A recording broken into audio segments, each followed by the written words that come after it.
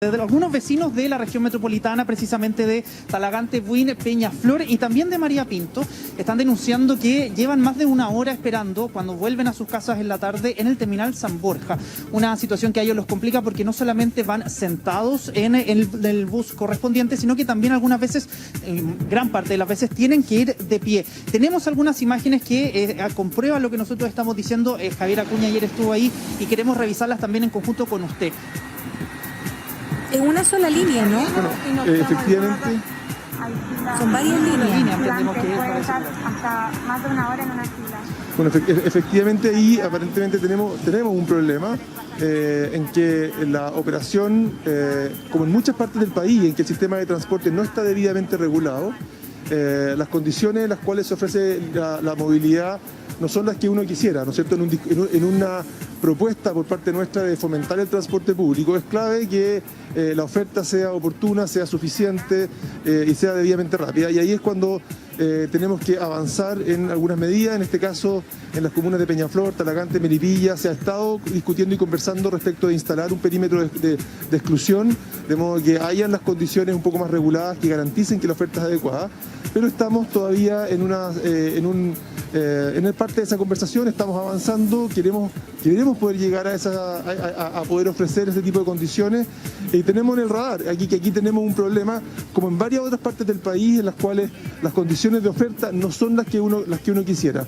Estamos avanzando en otras partes donde ya hay perímetros de exclusión, donde podemos regular de mejor forma el transporte público, pero no en todo el país están dadas esas condiciones, y queremos, por supuesto, que esas buenas condiciones se empiecen a ver en más lugares del país. Lo quiero invitar a escuchar algunas de las declaraciones que logró ayer nuestra periodista Javier Acuña, para que usted también logre entender también la situación que viven varios santiaguinos con este retraso también al terminal San Borja.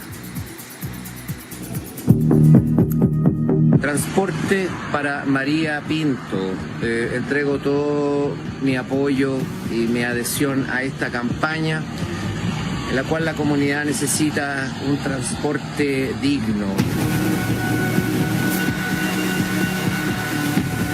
Que no todo esté en manos de una sola empresa, que exista licitación para que otras empresas puedan ofrecer su servicio y la gente pueda tener un transporte como se merece.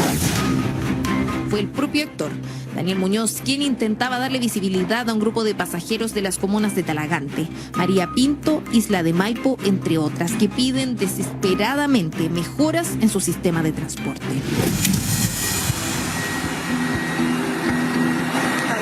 Y nos quedamos algunas otras, hay filas gigantes, puede estar hasta más de una hora en una fila.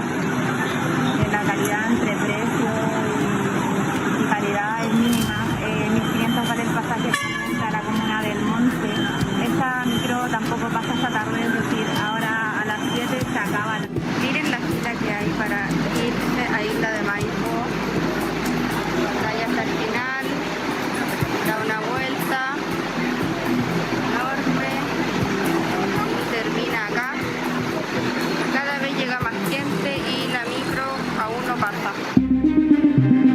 Son los registros de pasajeros que día a día pasan cerca de una hora esperando subir a las micros, pagando pasajes que superan los 1.500 pesos, cifra que ni siquiera les garantiza un asiento.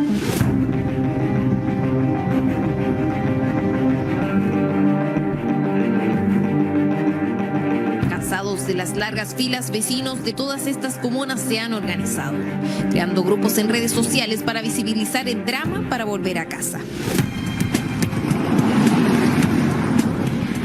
Muchas veces debemos acudir al transporte informal con tal de llegar a nuestro destino. En mi caso, esta situación se repite a diario. Lamentablemente, María Pinto alcanzan a tomar locomoción las personas que viven más cerca de donde parte el recorrido de los buses. Las demás personas quedamos cruzados de manos esperando. Hemos solicitado una reunión con Cristóbal Pineda, que es el nuevo subsecretario de Transporte del Ministerio de Transporte y Telecomunicaciones, con el fin de abordar en forma responsable la situación de ausencia de transporte público para nuestras vecinas y vecinos que se desplazan desde María Pinto a sus trabajos o a sus escuelas y estudios superiores. El tiempo pasa y estos vecinos siguen a la espera de la llegada de un transporte digno. Bueno, ministro, la verdad es que usted ya escuchaba y también nos adelantaba un poco la respuesta, pero vamos a lo concreto, ¿qué es lo que le puede decir a los vecinos de la parte más externa del región metropolitano? Lo que uno puede decir es que son imágenes y testimonios que uno le complican. No es el tipo de servicio que uno esperaría que los chilenos recibieran en términos de transporte público, y vamos a ir avanzando como en todas las carencias que tenemos en el país, y esta es una de ellas, en distintos lugares del país, no solo la región metropolitana, también regiones en que tenemos que trabajar por poder dar un mejor transporte público, y eso pasa por avanzar en regular lo que las empresas privadas tienen que poder ofrecer, y eso es parte de los perímetros de exclusión que queremos empezar a implementar en Talagante, Melipilla, Peñaflor y también en otras partes del país. Pero ciertamente uno no queda contento ni tranquilo con el nivel de servicio que estamos ofreciendo en esos casos, que esas personas están recibiendo, y vamos a hacer un esfuerzo por que eso pueda ir mejorando. Ministro, yo sé que hay muchas preguntas, yo sé que hay muchas dudas todavía, ministro. El ministro lamentablemente ya nos están presionando desde afuera. Una pregunta cortita. Como les contaba, además se va en micro directo a la moneda. Gabriel, pero cortito, dile. Entonces por este tiempo también. Chao. Nos retomamos el contacto contigo, Gabo, más adelante. 11 de la mañana con 9 minutos. Este tema, fíjate, dicen que las personas que lo viven a diario, que les afecta a diario, que es sumamente complejo. Claro. Porque imagínate lo que es tener una jornada laboral. Una jornada laboral durante todo el día. Ya te viniste en la mañana. Ya fue un entuerto llegar en la mañana y te demoraste y te agarraste los tacos y todo el tema. Jornada laboral. Después llegar al terminal en la tarde. De ahí esperar una hora y después irte de pie y pagas 1.500 pesos, más caro que el resto del transporte. Entonces es como ya casi tirado las mechas. Queremos conversar de esto, queremos ver si es que eventualmente hay posibles soluciones con el experto, ¿no? Está con nosotros Franco Basso en la línea, ¿ya está? Ahí está. Hola, ¿cómo estás? Sí, perfecto. ¿Cómo está, Franco? Qué gusto saludarlo. ¿Qué tal? ¿Cómo les va? Bien, muy bien. Franco, partamos por el principio. ¿Faltan líneas, o sea, otros recorridos, otras empresas que hagan este mismo recorrido y aquí entramos en la oferta-demanda y el libre mercado? ¿O esto pasa porque finalmente es una decisión política? Aquí hay varias dificultades. Lo primero tiene que ver con que efectivamente pareciera que la oferta no está siendo suficiente para resolver los problemas de demanda que existen hoy en día. Y esto ocurre esencialmente porque lo que hemos visto en gran medida es una expulsión de grandes cantidades de personas que antes tenían el acceso y tenían la posibilidad de vivir en sectores céntricos hacia zonas que son más periféricas, como pueden ser Talagante, como puede ser Buin, como puede ser Colina. Eso ha hecho que los viajes, esas personas obviamente ahora tienen una mejor calidad de vida porque viven en un entorno más agradable, obviamente es mejor vivir más cerca de sectores campestres que de vivir, por ejemplo, en zonas céntricas o en zonas más descuidadas del centro de Santiago. Pero el costo es justamente lo que estamos viendo actualmente, que son esas filas y esa posibilidad de demorarse mucho más en llegar. Entonces acá claramente el ministro va a tener que focalizar su esfuerzo donde existe grandes necesidades. Hemos visto harto al ministro enfocado en la bicicleta, en sectores más bien acomodados, y creo que ahora va a tener que comenzar desde ya a ponerse realmente donde están los problemas. Y esas filas que estamos viendo, esa gente que tiene que esperar una hora para subirse a un bus, luego tiene que irse de pie durante más de una hora, es algo que es absolutamente impresentable. En el mediano plazo, lo que tiene que avanzarse es en un transporte público que sea de calidad. Y para eso se tiene que volver a relevar la relevancia de la infraestructura. Lo que hemos observado en los últimos años es que hablar de infraestructura vial, hablar de infraestructura para trenes, es incluso muy mal visto, pero finalmente para grandes problemas como los que tenemos acá requerimos grandes obras y en ese sentido esperemos que los trenes suburbanos puedan finalmente aportar en un mediano o largo plazo a una solución más definitiva.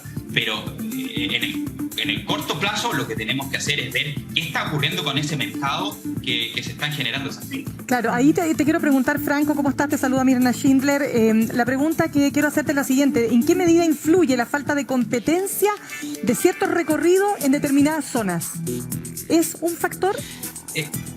Totalmente. Lo que observamos es que en general el mercado del transporte, incluso desde un punto de vista urbano y más desde un punto de vista semiurbano o suburbano, como puede ser este caso, suele ser altamente imperfecto, porque se generan muchas barreras de entrada para que puedan haber nuevos competidores. Sin ir más lejos, el espacio disponible para que puedan aparcar los nuevos buses, la opción de que se puedan generar recorridos, digamos, implica una conversación con los distintos ministerios y por lo tanto acá hay mucho que hacer en términos de gestión.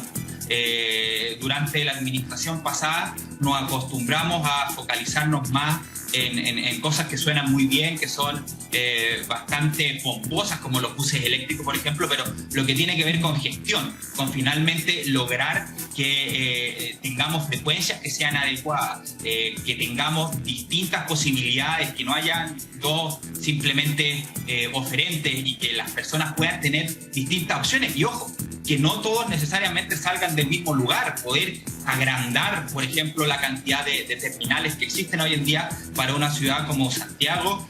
Tenemos pocas opciones de terminales, claro. Y finalmente se dan bastante contrasentido de que yo muchas veces tengo que incluso alejarme de mi lugar, de donde trabajo yo, para poder llegar al terminal y luego poder tomar estos buses urbanos. Entonces hay espacio para poder avanzar en infraestructura que permita generar más competencia. Franco, ¿qué tal? Te saluda Mauricio Jürgensen. Precisamente ese último punto quería como ahondarlo contigo, tú como experto en transporte que además conoce realidades de otros países. ¿Qué pasa efectivamente con lo que debería ser lo obvio o lo óptimo más bien, ¿no? Subsidiar, ayudar, beneficiar a la gente que está contribuyendo precisamente a no congestionar los centros urbanos. Es decir, a la gente que vive en zonas más aisladas. No se les debería castigar, que es lo que finalmente pasa. ¿Hay ejemplos en otros países que tú conozcas que sean razonables al hacer la equivalencia con Chile, que hayan abordado este tema de mejor manera? En realidad los incentivos normalmente van en el sentido opuesto a lo que mencionas tú, es decir, los incentivos están para que la gente trate de vivir más cerca de sus trabajos y para evitar que se puedan generar esta expansión urbana. Eso es lo que se llama expansión urbana, en la literatura está muy estudiado. Lo central es generar redes de transporte masivo importantes, y en eso Santiago lo ha hecho relativamente bien en la zona céntrica a través del metro de Santiago, que durante particularmente la última gestión ha sufrido y vivido un gran despliegue. El problema justamente es que lo que hemos observado durante los últimos años es lo que se llama un proceso de gentrificación, en el cual comunas que antes eran populares, me voy a poner el ejemplo de Ñuñoa, por ejemplo, donde existía posibilidad de que gente de escasos recursos pudiese vivir en esos sectores y pudiese ir a trabajar, por ejemplo, al centro con una sola micro, llegando en 15 o 20 minutos, ha sido expulsada justamente porque se han construido mega edificios que parten desde los 3.000 o 4.000 UF, y esas personas evidentemente han tenido y se han visto obligadas a irse a vivir a la periferia, y eso genera una mayor cantidad de problemas en términos de transporte, porque la cantidad de kilómetros que tienen que recorrer las personas es mayor. Eso te genera problemas de congestión, te genera también problemas de contaminación, te genera dependencia del auto. Porque estas personas, digamos, que estamos viendo ahora en pantalla, ellos utilizan el transporte público, están ayudando de cierta forma a que la eficiencia del sistema sea mayor.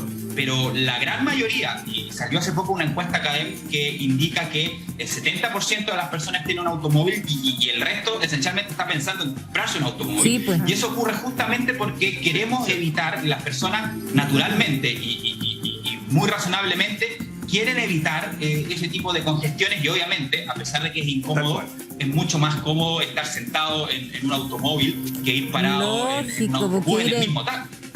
Claro, el mismo taco es distinto en el auto que arriba de la micro, con toda la cantidad de gente y con el riesgo inminente, ¿no? Oye, pero tema importante el que mencionaba Franco con respecto a lo de las viviendas. En otros países, claro, se incentiva que uno viva cerca del lugar de trabajo, pero aquí es imposible por la diferencia de precio que tiene una comuna con la otra, como para cambiarse uno de casa eventualmente o para mantenerse en una pega distinta. Entonces, claro, finalmente aquí hay que poner muchas aristas sobre la mesa, muchos puntos sobre la mesa para poder llegar a una solución que ojalá llegue pronto para estas personas que tienen que transitar entonces y hacer todo este recorrido a diario para venir hasta la capital, hasta el punto neurálgico de la capital. Franco Basso, gracias por conversar con nosotros. Muchas gracias por la invitación, que estén muy bien. Nos vemos, chao.